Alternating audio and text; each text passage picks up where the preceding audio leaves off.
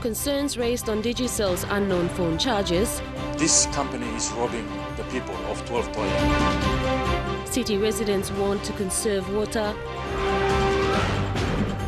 And a preview of Sunday's NRL Grand Final.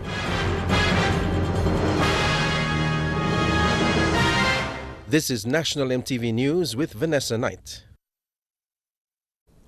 Good evening, I'm Vanessa Knight with Friday's news. The Independent Consumer and Competition Commission held a media conference today to explain their role in the telecommunications industry, particularly amidst public controversy over unknown voicemail charges by a prominent mobile phone company.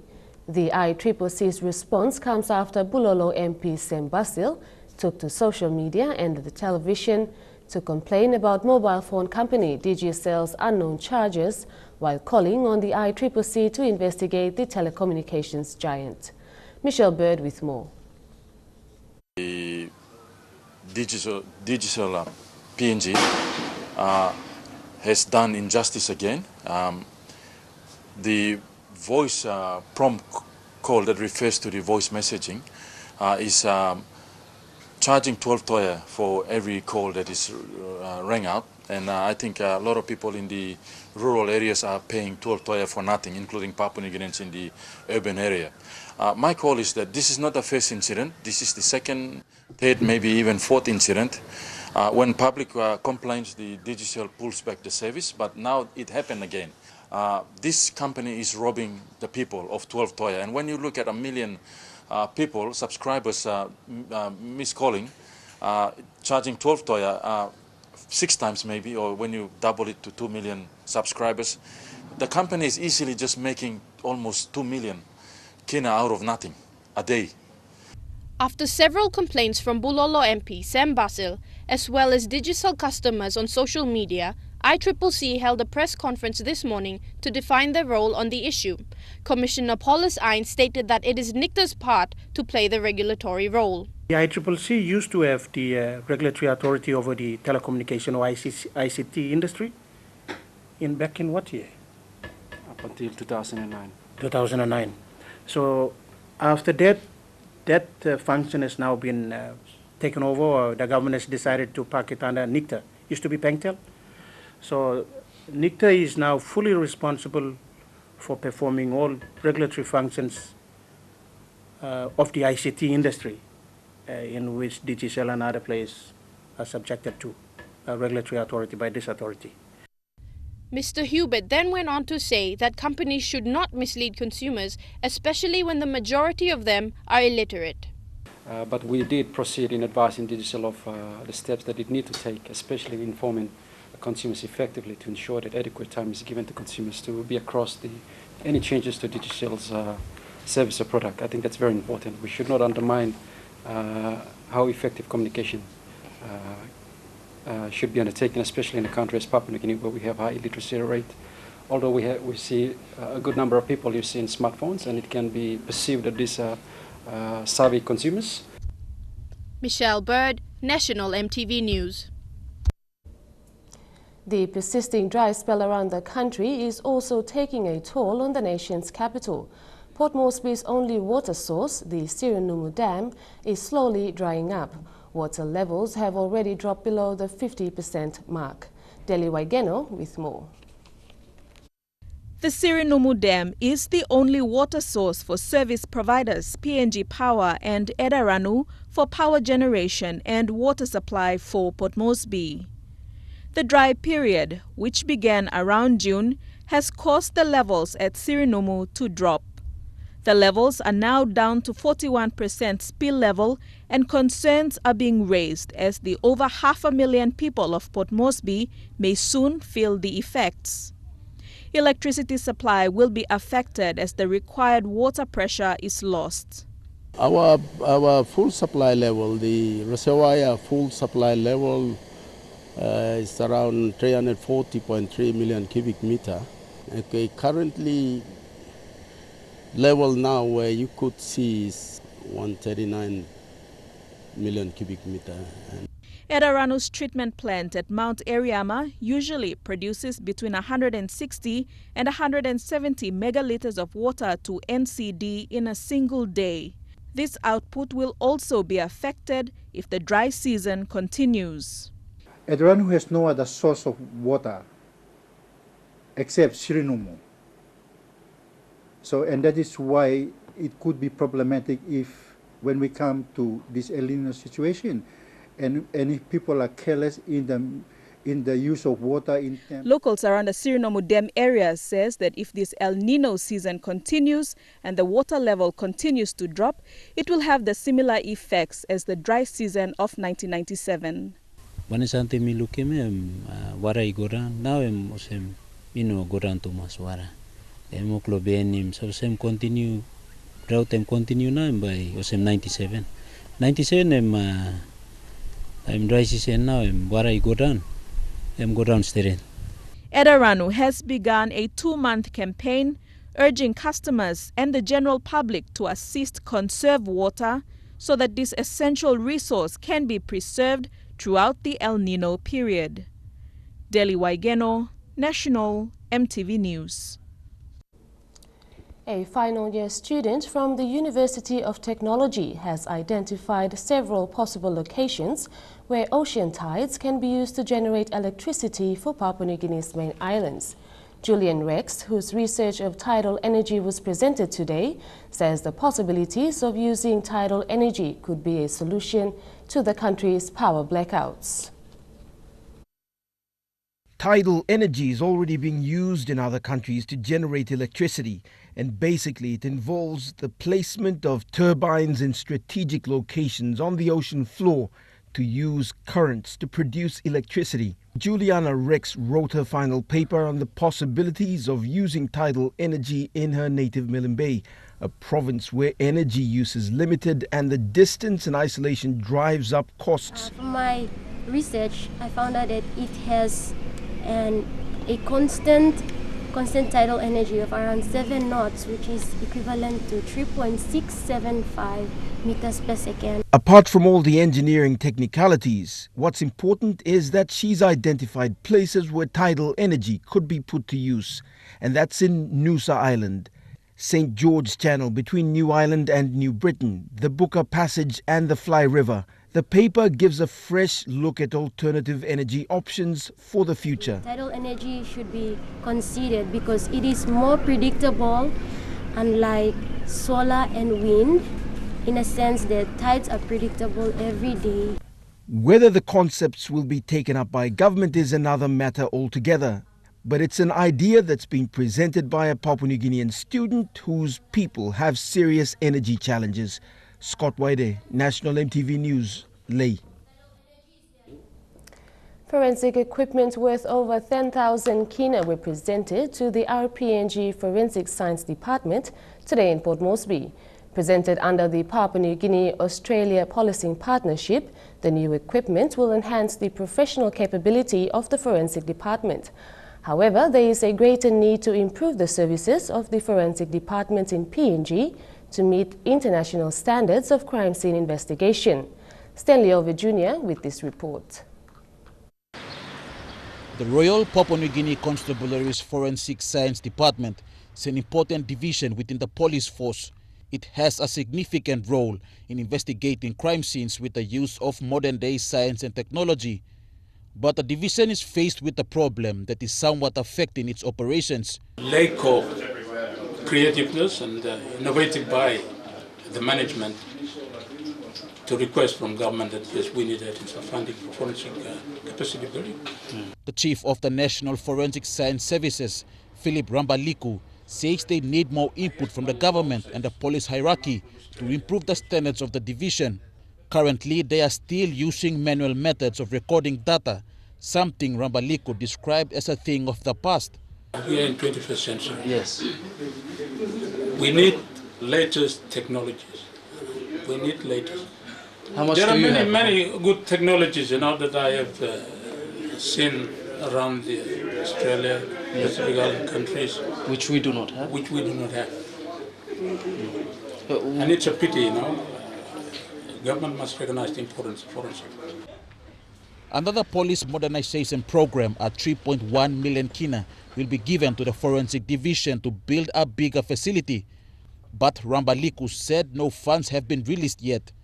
That is the only problem that I have here. Until that is running, because I have my plan, we want to include DVI, disaster victim identification.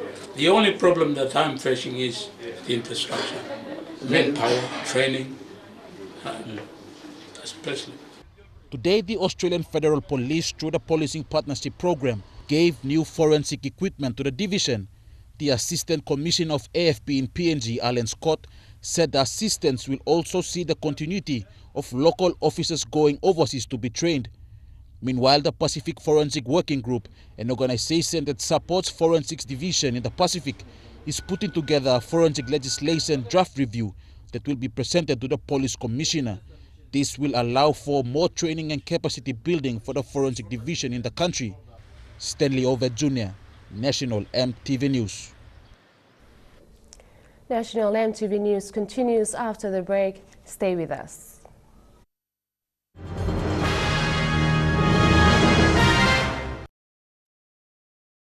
Welcome back. The yellow card against the fisheries industry in Papua New Guinea has been lifted. This announcement comes nearly 2 years since the warning was issued by the European Commission.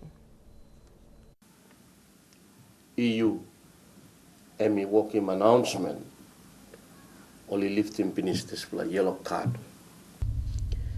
The warning was issued to PNG because the industry was said to be operating with a lack of compliance and not using laws to combat illegal, unregulated and unreported fishing. Since then, the National Fisheries Authority has worked with the national government to put in place laws to rectify this situation. The first one is to do with the legislation. The second one was to do with the tuna management plan. And then the third one was in the area of monitoring, surveillance and control. While announcing this today, Job Pomat says while the yellow card warning has been lifted, NFA will continue to work hard to improve the industry. NFA will continue all this reforms now work. Na suppose me must come up with some tuna capital of place ground. All this work here me must make it. Meanwhile, Kase says one important work remains for this year. The challenge is to do with surveillance, and I think this is one that we will try to deliver, probably a national plan. Sarah Aupong, National MTV News. The Labour and Industrial Relations Minister, Benjamin Poponawa, says the government will not tolerate overseas tradesmen coming to work in PNG. Minister Poponawa said imported workers are occupying jobs that can be done by locally trained tradesmen. He made these comments during the opening of the new NGI Regional Labour Office in Kokopo today. Edwin Fidelis reports from Kokopo. We go back a long way. This might seem like a small event, but it marks the start of a new beginning for the Department of Labour and Industrial Relations in the New Guinea Islands region. Launching and opening this Regional Labour Office. Like any other government departments, the Labour and Industrial Relations has its own challenges. Apart from the usual financial constraints, it has also been pushing for the recognition of local workers to become active participants in the country's growing economy. In this interview with MTV Today, Labour and Industrial Relations Minister Benjamin Poponawa, in an unreserved statement, says his office won't approve any documents from big companies requesting to import temporary workers. If any applications coming through for such simple jobs like drivers or other jobs that like carpentry or mechanics or what any of our people can do. Like I said, you are hearing from my mouth that I will not sign the papers. We've got too many of the drivers and too many of the carpenters and too many mechanics running around, so we need to look after them. So his comments come after big foreign companies coming into PNG brought with them their own tradesmen and not recruiting local workers to work for them. In recent years, successive PNG governments have been asking for equal participation by local workers in development opportunities, and until recently, it got the recognition it deserved. Government has a policy to attend to rural issues and also coming up with this issue of SMEs is another way that we can keep our people occupied. Huh? Public confidence in the Labour Department has dipped over the years, and the opening of the new NGI regional office today and the move to be taken by the Labour Department to encourage local workers' participation seeks to regain that lost confidence. Edwin Fidelis, National MTV News, Kokopo. The National Fisheries Authority paid another lot of dividends to the national government today. The cheque of 50 million kina was presented to Chief Secretary to Government, Semanusupe Zuranok, today. NFA now, we got this big lahamamas, lo bihar lo ministry, na minister blomi, one the board, na management, na all the workman, work Mary, lo NFA, they got this lahamamas lo, hand him. This payment brings the total dividend paid to the government by NFA to 75 million kina. In August this year, NFA paid 25 million kina. John Kase, NFA Managing Director, says most of the money that NFA made this year came from licensing fees. So they got different dozen more rates long day. You say Salim days. The fisheries industry in PNG is worth around 1.5 billion kina, which is half of the fishing industry's monetary value in the Pacific region. Presenting the cheque today to the government was the chairman of NFA board, Job Pomat, and this was witnessed by longtime board member and industry rep Maurice Brown John. Now, for foreign boats, the revenue has increased from about 2,500 a day to anywhere between 10 and 12 or even 12,500 this current year. It's not us that said you have to pay 12. It is competitive, so the highest bidder gets it. Last year, NFA paid 55 million kina dividend to the government. Chief Secretary Semana Supezurenuo is pleased with the consistency of dividend payment. Sarah Aupong, National MTV News. The kina closed unchanged at $0.3470 in the interbank market today. At Bank South Pacific, the kina was buying $0.3395 $0.4788 Australian dollars, 0.2998 euro and 40.34 Japanese yen. Looking at commodity prices at New York close, gold, coffee and cocoa closed lower while copra closed higher. Palm oil and crude oil closed higher while copper closed the day lower. On the stock market, the Dow Jones closed 13 points lower, the ASX closed 91 points higher, and the All Ordinaries closed 86 points higher as well. Among stories after the break, improvements on maternal health in Enga Province and Medang's Binatang Research Centre impresses visitors. Stay with us.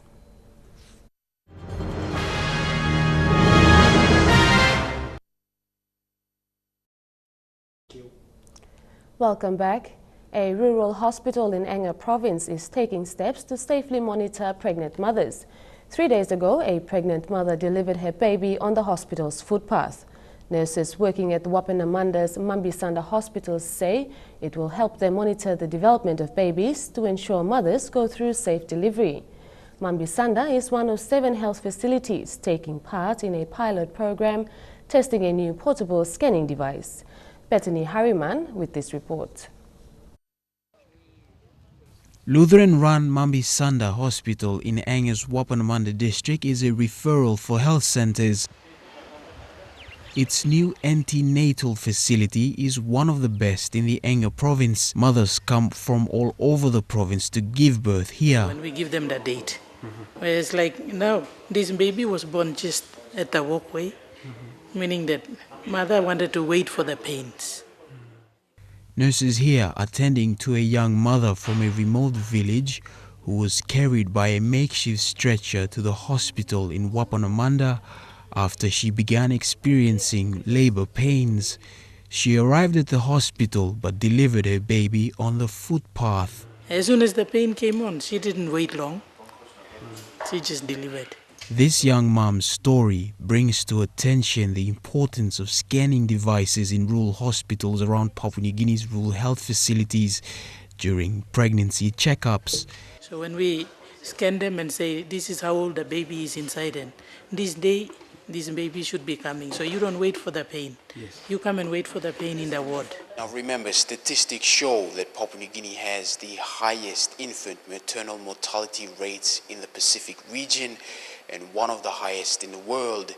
733 women die every year during childbirth out of 100,000 live births.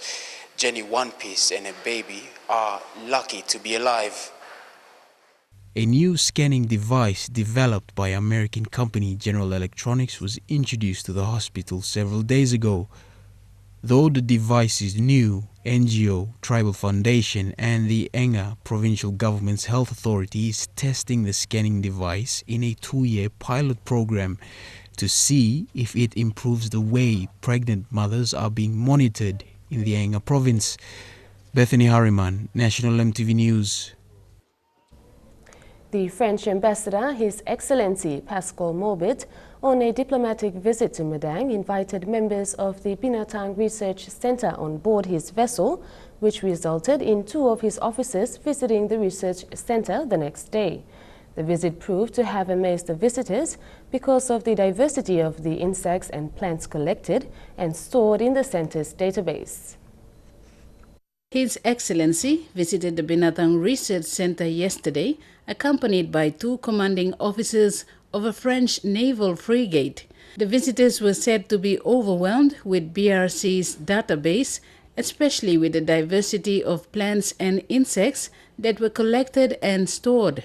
Before that, the BRC scientists, as well as students studying at the center, were invited onto His Excellency's vessel on Tuesday night to dine with him, tour the vessel, and meet its officials and crews.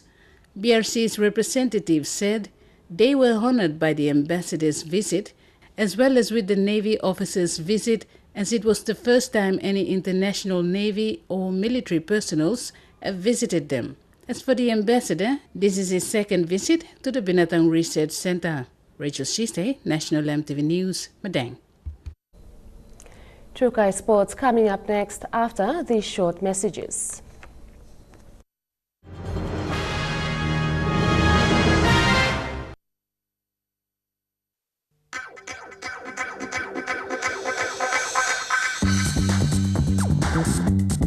Trukai Sports.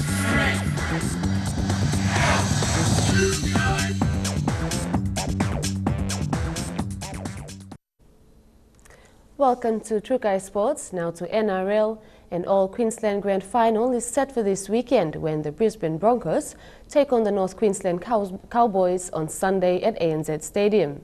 The men from Brisbane will be desperate to give Broncos skipper Justin Hodges a fairy tale finish when he takes to the field for his last match, but they will have to stop 2015 Dally M winner Jonathan Thurston, who has been in devastating form all season. And MTV will be broadcasting all the finals action from the lower grades up till the Premier Division this Sunday. With just a day till the 2015 NRL Grand Final, the Broncos and Cowboys will battle it out to be supreme this season. For the Broncos, this will be their 7th Grand Final appearance, winning all 6 times they have seen the Grand Final.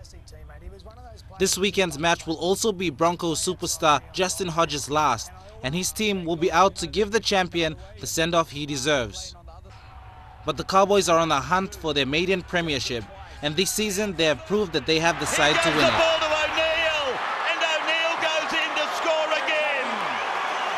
With skipper Jonathan Thurston playing brilliant football, the men from North Queensland will be out to create history by winning this weekend's match. It's gone to ground, it's picked up by Cooper.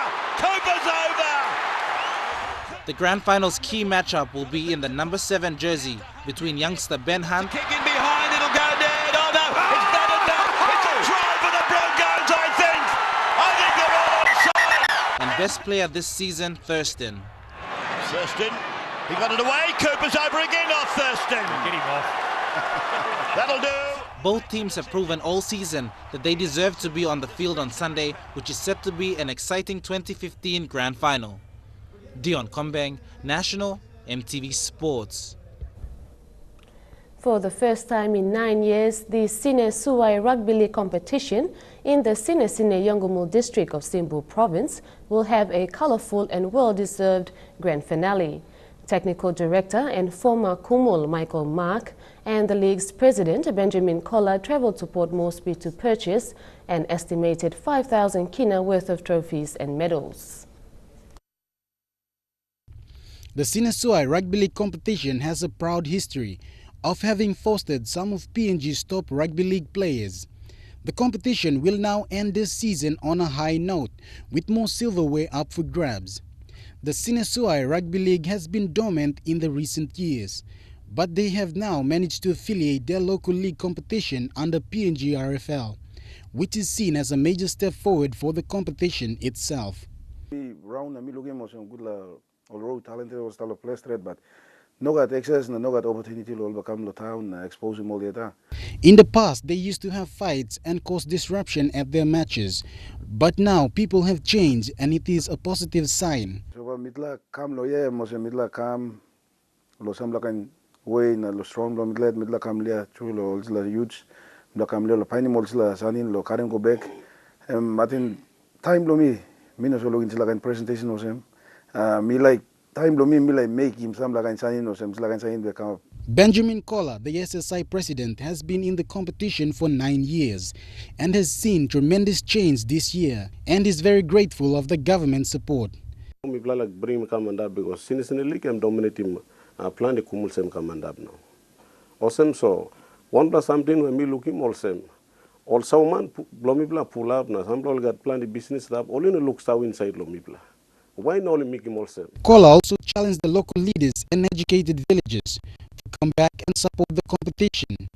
Among them is Wendy Cohen, one of the initiators and head of PNG Women's Rugby League in PNG. Cohen was vocal on the competition, saying it's partly a way for the local talent to get exposed and be scouted to play in the major league in the country and ultimately pull the Kumul's jumpers someday. Lots of talents out there in the rural areas. We have to step out. We have to make pathways for them so they can come out now. Swim talent lol. Yeah. Currently, there are 24 teams in the competition, divided into 2 divisions, the under-21 and the A grade. The finals are most likely to be scheduled on the 2nd week of October. Shane, Saroya National, EMTV Sports. Michael Mark retired from national duties in 2014 and has set himself the daunting task of developing the code in this district. The former Kumul shares his experiences. The former Kumul said back in the early days he used to walk 3 hours from his village to the town just to play rugby league. But that has all changed a little over a decade later. PNG is fast evolving into a developed nation, even though the passion for rugby league is pretty much the same. But time lo mina porin and finish porin bar. Mark was invited several times to play in the prestigious Intercity Cup, but he humbly declined the invitation with one goal in mind: devote his time to his people and to the sport he loves. So me go big place me run him 3 weeks, 3 months. I mean 3 months program to me. Me go take him 3 or 4 days to one club. So I'm like at 12 clubs. Wendy Cohen was one of the people who supported and initiated the idea of affiliating the Sine Suai Rugby League competition under PNG RFL. Schoolboys programs and all pathways now only come inside all competition blow trials do me plan then all talents blow now one blow can come play skill yeah. As a coach and mentor, Mark sacrifices most of his time to develop his team, and it all paid off. To dominating plenty through. He come to say Balnemapo, come John Naki, Stanley Gene. Last week Saturday game, you look game and Tubla product Domian play inside, Narva play number 2, Justin Olam, legally brother Blomi yet, and number 12, Redley Brower. The Sine Suai brothers went on to make their debut appearance in the Highlands Zone trials and won all their matches, including the finals, ultimately to be crowned champions of the Highlands region. Shane Soroya, National, MTV Sports. To World Cup Rugby, this weekend we'll see the biggest pool game in the history of the World Cup when the Wallabies take on the hosts England. While the Aussies have been tipped as favourites over England, coach Michael Cheika has named an unchanged team from the match against Fiji. The match will kick off at 5 a.m. PNG time on Sunday. Michael Cheika has made 14 changes to the team that took on Uruguay last week for this weekend's English matchup. The same 14 changes that were made to counter for a less defensive game. Will Genia and Bernard Foley return to the halves, while Michael Hooper and David Pocock have been named as the dynamic duo in the forwards. The two lads, they've played too well so far for me not to select them together, and I think that it's the two games that they've both played together, they've not just played well individually, they've combined well together, and that's the important part. The English Roses, however, have it tough, having won one game against Fiji 35-11 and losing a crucial game to Wales just by one penalty goal has placed the team under enormous pressure. They have beaten England at Twickenham in England's World Cup. But one man in the team thinks nothing of it. It was disappointing against Wales, but like I said, it's up to us to go out there and put in a solid performance and go and win the game. English coach Stuart Lancaster has named Jonathan Joseph at number 13 and Ben Morgan at number 8 in the starting lineup, while Brett Barrett moves to inside centre and Sam Burgess to run off the bench. Lorraine Genia, National, MTV Sports. In soccer, defending champions New Zealand has beaten Tonga 15 points to nil in the OFC Under-20 Women's Championship. In the second game, Vanuatu tasted their first ever win at the tournament, beating New Caledonia 4 points to nil. New Zealand was in fine form with 4 players, registering hat-tricks at the expense of the host nation. Coach Leon Burney has said that those individual performances, coupled with the impact delivered by his substitutes, form the main highlights of the big victory. Yeah, it was a good start. I thought there was a couple of good individual performances. I thought Grace Jarley, who's an under-17, was pushed up to the under-20s. I thought her on debut was excellent. I think in possession, our incision was really good today. But saying that, there was plenty to work on moving forward if we want to keep growing and developing as a team. Despite always dominating possession in the match, New Zealand struggled to make ground in the attack in third through the early exchanges, where their long balls were playing perfectly into the plan of the deep-set Tonga formation. But as the match went on, the Kiwis started to click and on 19 minutes got on the board through Emma Ralston. On the half hour, winger Paige Satchel helped double the lead, breaking free down the left side and passing for captain Jasmine Pereira to finish. That seemed to inspire some confidence in the New Zealand front line, and in the 4 minutes which followed, they netted twice through Isabel Coombs. Before the half was up, Coombs had a hat-trick, while some individual brilliance from midfielder Daisy Cleverly saw her beat her marker inside the box and finish from an acute angle. Pereira got her double in the first minute of additional time to leave New Zealand 7-up at the break. The second period saw no reprieve as Ralston grabbed her second on 48 minutes. But while plenty of New Zealand chances were finding the back of the net, just as many were going without reward thanks to Tongan goalkeeper Mele Akolo. The introduction of Michaela Robertson at half-time delivered spark for New Zealand as the speedy winger caused chaos with her diagonal run-in. And after Pereira had her shot deflected on 62 minutes, it was Robertson who followed up for an easy tap-in at the back post. 2 minutes later, Pereira had another of her own, then over the top of Akolo to take the lead out to 10-0. Another floating Robertson cross was finished well by Ralston a short time later, followed by further strikes from Cleverly and Jail. Despite the scoreline, Tonga refused to back down, and some clever defending from Helela Moala closed down a number of likely chances.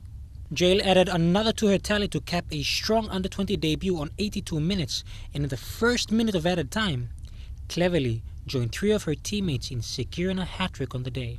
The second match of the afternoon saw Vanuatu produce a second-half blitz to down New Caledonia by 4-0. Jeremy Mogig, National, MTV Sports.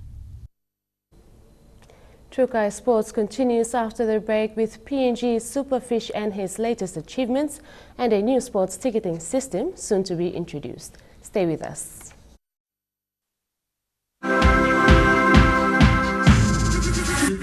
Trukai Sports. Welcome back. PNG Superfish Ryan Pini will make his 4th appearance at the Olympics after qualifying for the 2016 Rio Games. Ryan competed at the FINA World Championships in Moscow, Russia. He qualified in the 100-meter freestyle, backstroke and his specialist event, the butterfly, where he won gold for PNG in the 2006 Commonwealth Games in Melbourne, Australia. Rafaela Kaore has more. He is regarded as PNG's superfish in the pool, and this year, 33-year-old Ryan Pini has reconsidered retirement with an opportunity for a last hurrah at the next year's Rio Olympics. Pini has been on the Olympic stage 3 times already, in 2004, 2008 and 2012. He was PNG's flag bearer in 2004 at the Athens Olympic Games, Commonwealth champion in 2006 when he won gold in the 50-meter butterfly and made his country proud. Following the London Games in 2012, Ryan announced his retirement from competitive swimming. Last year, he returned to the pool. He was also assisting and training the national swimming team, as well as preparing himself to take part in the recent 2015 Pacific Games in Port Moresby. Pini won 7 gold medals and was named the most outstanding male athlete in the Pacific Games. Pini and other fellow PNG swimmers also attended the recent FINA World Championships in Moscow, Russia and did well. With Pini already qualified for the Rio 2016 Olympics, this will be his 4th appearance, and he knows what it's like to compete on the world stage. The Olympian has now set his sights, set a mammoth task ahead with 1 goal in mind: win gold medal for PNG. Rafaela Kaure, National EMTV Sports. The PNG Sports Foundation will for the first time host the Sports Expo at the Sir John Guy Stadium on the 26th to the 28th of November this year. The Sports Expo will showcase all the different sporting codes in PNG. Mike Hoime reports. National federations from all different sporting codes in PNG will now be preparing for the first ever Sports Expo. This expo will help market their own sports to the public, school children and individuals interested in learning more about their sporting code of interest. The main purpose of the event is to get the kids involved, especially the school kids. We're targeting the school kids in NCD to get them involved and get just first-hand information on what sports is, which sport they're interested in participating, and where the pathway to participating in sports. The PNG Sports Foundation vision is to raise the game, and their mission is to lead and coordinate the delivery of quality sport and physical activity into the lives of all people in PNG, and to create sporting excellency, an event that will have different booths set up and display all levels of sports information. Stadium, there'll be 40 booths indoor and about 20 tents outdoor. So what's going to happen is indoor is only for information, outdoor is for demonstration, so any corporate bodies who are interested in setting up booths. Registration is now open for interested organizations and companies to register and be part of this first ever PNG Sports Expo. Mike Hoime, National EMTV Sports. A new sports ticketing system will be used during the National Federation's Sports Expo exhibition. The Quick Response or QR scan is an online ticketing system which will be accessible on the internet and on mobile. This new ticketing system called the QR code system will become the next big thing that will be set up at the Sir John Guy Stadium during the Sports Expo. Win IT Consultancy founder Winifred Kula Amini said she is happy to set up this system to help Sporting Federation keep data of individuals who are interested in their sports. We've had this opportunity to partner with the Sports Foundation to provide quick response codes onto ticket holders. So if there are young children that are school kids that are registering, they will receive a quick response code, and what that allows is that it provides them with the access to get into the expo. The QR code system will also be used during sporting events and concerts that will be held in PNG. This system will help with crowd control and will make it easier now for public to get online and use. WIN IT Consultancy vision is to help overcome the challenging issues that threaten our people and societies through research and development of cutting-edge IT solutions. This new system is a mission to promote and foster the development of innovative technologies that are localized to PNG's situation and region. Mike Koime, National EMTV Sports. That ends Trukai Sports. Up next, we have the weather details. Trukai Sports.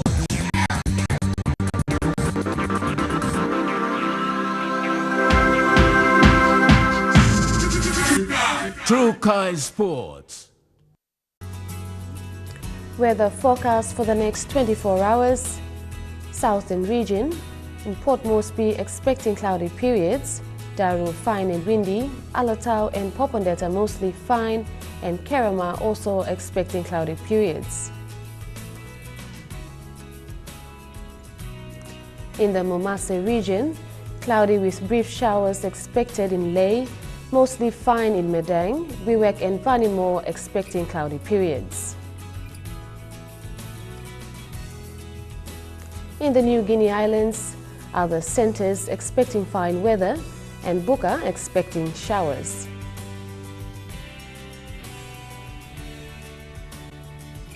In the Highlands region, all centres expecting morning fog with brief showers. Now to recap on tonight's news. Concerns raised on Digicel's unknown phone charges, city residents warned to conserve water, and a preview of Sunday's NRL Grand Final. The way it is this Friday, 2nd of October 2015, I'm Vanessa Knight. On behalf of the news, have a good evening.